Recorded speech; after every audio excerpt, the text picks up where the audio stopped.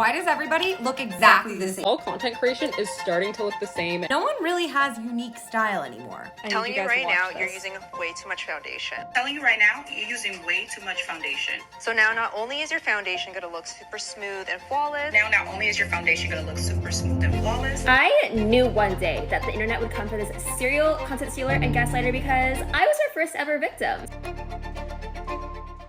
Why be you when you can be me? That question wasn't just a catchy tagline, it was a part of the 90s social marketing campaign created by Concerned Children's advertisers and Health Canada. In the ad, two young girls wander through a bizarre boutique where products and procedures promise to transform their appearances and personalities. Don't settle for just being yourself, a woman's voice said as a makeup artist paints one girl's lips bright red. Why be you when you can be me? To a new you. Don't settle for just being yourself. Be a new you in only minutes. Why be you when you can be me? Your before photograph. Social media constantly whispers the same message. Why be you when you can be like all the popular, beautiful influencers? Scroll through Instagram or TikTok and you'll notice something.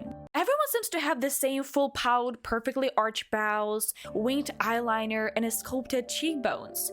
With a contour palette, matte lipstick, and a little Facetune magic, you too can be the part of the Instagram face phenomenon. But why do we all want to look alike? Why is there such an obsession with copying the aesthetics of influencers and celebrities? Before social media, beauty trends were shaped by geography and culture. In certain parts of Asia, skin whiteners were common. In 19th century France, powder wings were all the rage. Your beauty ideals were largely influenced by where you lived and what was considered desirable within your community. But then came the Hollywood. The 1940s and 50s ushered in an era where celebrities, plaster-to-cloth magazines became the golden standard of beauty. And today, the internet and social media have turned beauty into a globalized, hyper-accessible phenomenon. Trends no longer take years to spread, they go viral overnight. K-beauty products hit US drugstores, Brazilian butt lifters became mainstream, and Kylie Jenner's plumped lips inspire a dangerous challenge. And suddenly, beauty isn't just about your personal expression, it's about keeping up with the trend. And as you know, humans are social creatures. We crave acceptance, and in the world dominated by likes and comments, looking like your favorite influencer can feel like a shortcut to belonging. Celebrities and influencers set the standards for what is considered attractive, and millions of people follow suit. Kylie Jenner, for example, built a billion-dollar beauty empire on the very features she enhanced. Her ultra-defined lips became so desirable that young girls literally bruised themselves trying to replicate them with the Kylie Jenner challenge. Dr. Michelle Brunston, a clinical psychologist, explains that people model themselves after celebrities because it makes them feel good. If I have this look, I feel worthy, I feel confident, and then I post it on Instagram and the likes reinforce it. In other words, beauty has become a feedback loop. We copy other influencers, post our transformations, get validation, and keep chasing that high. And for years, Western beauty standards were centered around blonde hair and blue eyes. But the rise of the Kardashians introduced a new, ethnically ambiguous look that has taken over social media. Think about it. Ultra-snatched brows, bronze skin, sculpted cheeks, and dramatic lashes, and a razor-sharp cat eye. Features that transcend race, making them accessible and even desirable to everyone. Beauty historian Rachel Weingarten calls this the ultimate multicultural beauty ideal. It's a look that everyone can achieve with the right makeup, the right filters, and for some, the right cosmetic procedures. But is that really a good thing? And here everything comes. What if I told you that it's not just about mimicking looks? Social media has fostered a culture of copy-pasting content and ideas. TikTok dance crazes, curated Instagram posts, and influencer content create a monotonous loop. Some people even change their looks, personalities, and lifestyles just to go viral. We're constantly told to be authentic. Be you. Be real. Be authentic. But staying true to yourself feels like a losing game when social media platforms reward copy-paste content. Take Yui Chua, for example, a name practically synonymous with content plagiarism. Chua skyrocketed to fame by mimicking popular influencers copying their aesthetics, captions, and even entire vibe without giving credit. I knew one day that the internet would come for this serial content stealer and gaslighter because I was her first ever victim. So if you haven't seen Taylor's video, she talks about how this girl, Yu Chua, has been building an entire platform in the hundreds of thousands of followers, often plagiarizing her content and that of other creators verbatim. And when I say verbatim, I mean word for word, mannerism for mannerism, frame for frame, verbatim, basically wearing their skin. From this plagiarized content, Yu has received recognition, accolades, even getting on shit like Instagram's best creators list or whatever. Where this gets real creepy is if you go through her platforms, you can see that every few months or so, Yu picks a new main target or victim. This copycat culture lets people ride the wave of viral trends with zero originality, turning the digital world into a place where everything literally looks the same. And sure, hopping on trends is a part of social media culture, but outright copying? That's something else entirely. Copying isn't about participating in a trend, it's about stealing someone else's identity for personal gain. It's not about joining trends, it's about stealing the spotlight without adding anything unique to it. Look at Paige Niemann, for example, who became an internet sensation for her uncanny resemblance to Ariana Grande. Paige's entire social media brand revolves around mimicking Grande's look, voice, and style down to the tiniest details. And while some call it flattery, others argue whether it's a borderline identity theft. Paige's case raises ethical questions, like does imitation inspire or destroy individuality? And does it fit unrealistic beauty standards that make originality even harder to find? But it gets even worse. It's not just about influencers copying influencers. Big brands are guilty too. Fast fashion companies are famous for ripping off independent designers, mass-producing their unique styles at lightning speed, and selling them dirt cheap.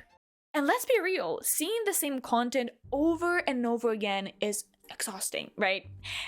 It's downright damaging. The pressure to fit in stifles creativity, turning social media into a monotonous loop of recycled ideas. Algorithms only make it worse, flooding our feeds with endless variations of the same aesthetics. White marble countertops, avocado toast, and double-walled espresso glasses. And even influencers who once stood out for their uniqueness get sucked into the sameness trap. Don't get it twisted. Emma Chamberlain is the most unrelatable 21-year-old out there. I just couldn't help watching the video and not thinking that every second sentence she was trying to sound super relatable, and that just wasn't the case.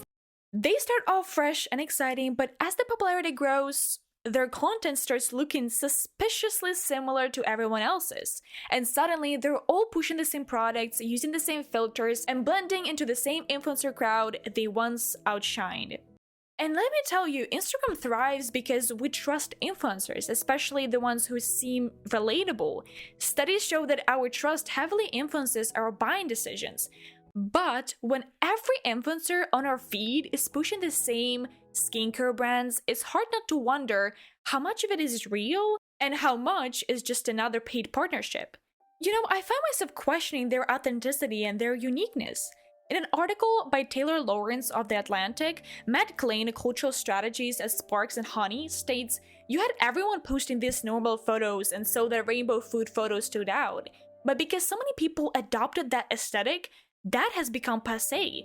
We're living in an influencer overload." And that's what the problem is. Ironically, influencers themselves aren't immune to influence. They scroll, follow trends, and then consume content just like the rest of us.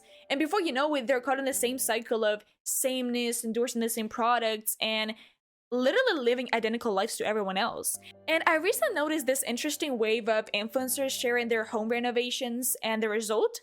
Namely identical aesthetics, like natural color palettes, identical furniture, and the same decorative flourishes. And you might be asking, was it a coincidence or just one massive Instagram ad in disguise?